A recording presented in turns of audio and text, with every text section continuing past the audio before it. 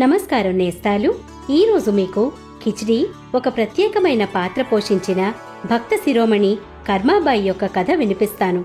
కర్మాబాయి రాజస్థాన్లోని జీవన్జీ దూడి ఇంట్లో జన్మిస్తుంది. వాళ్ళు రైతు కుటుంబానికి చెందినవారు. తండ్రికి భగవంతునిపై అమితమైన విశ్వాసం. ఆయన శ్రీకృష్ణునికి నైవేద్యం పెట్టకుండా భోజనం చేసేవాడు కాదు.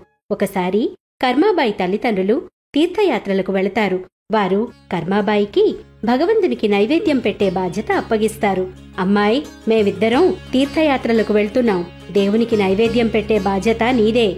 పొద్దుటే దేవుడికి నైవేద్యం పెట్టాకే ఏమైనా తిను. కర్మ ఈ బాధ్యతను సంతోషంగా స్వీకరిస్తుంది. మర్నాడు ఆమె స్నానం చేస్తుంది. సజ్జలతో కిచిడీ వండుతుంది.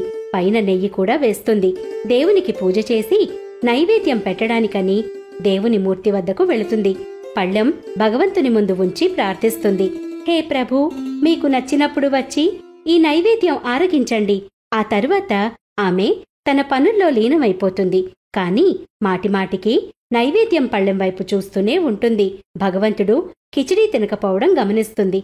ఒకవేళ కిచిడీలో బెల్లం నెయ్యి సరిపోలేదా ఏమిటి అని అనుకుంటుంది. అందుకని కర్మ ఆ కిచిడీలో నెయ్యి ఇంకా బెల్లం కలుపుతుంది. అయినా కూడా దేవుడు నైవేద్యం తినడు. అప్పుడు కర్మ, హే ప్రభు, మీరు నైవేద్యం ఆరగించండి. అమ్మా నాన్న మీ బాధ్యత నాకు అప్పగించారు. అందుకే మీకు నైవేద్యం పెట్టాకనే నేను తింటాను.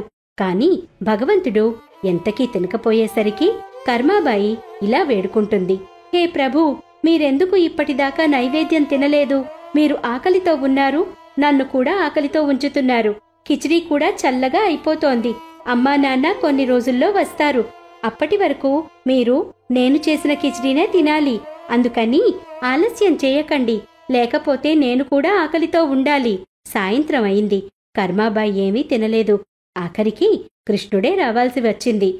కర్మాకు ఒక గొంతు వినిపిస్తుంది. కర్మ, నువ్వు పరదా వేయనే లేదు. మరి నేను నైవేద్యం ఎలా తినను? ఇది విన్న కర్మ తన పైటను తెరగా పెడుతుంది. అప్పుడు శ్రీకృష్ణుడు నైవేద్యం స్వీకరిస్తాడు. పళ్ళెం మొత్తం ఖాళీ అయిపోతుంది. ఇది చూసిన కర్మ, భగవాన్, ఇంత చిన్న విషయం ముందే చెప్పొచ్చు కదా. మీరు ఆకలితో ఉన్నారు, నన్ను కూడా ఆకలితో ఉంచారు. ఆ తర్వాత కర్మాబాయి కూడా కిచిడీ తింటుంది. తన తల్లిదండ్రులు తిరిగి వచ్చేంత వరకు రోజూ కిచిడీ చేసేది. శ్రీకృష్ణుడు నైవేద్యం ఆరగించడానికి వచ్చేవాడు. కొన్ని రోజులకు ఆమె తల్లిదండ్రులు వస్తారు. చూస్తే బెల్లం కూడా ఖాళీ అయి ఉంటుంది. కర్మ, దీనిలోని బెల్లం ఏమైంది? కుండ ఖాళీ ఎలా అయింది అని అడుగుతుంది తల్లి. శ్రీకృష్ణుడు ప్రతిరోజు నైవేద్యం తినడానికి వచ్చేవాడు. తీపి తక్కువ కాకూడదని ఎక్కువ బెల్లం వేసేదాన్ని.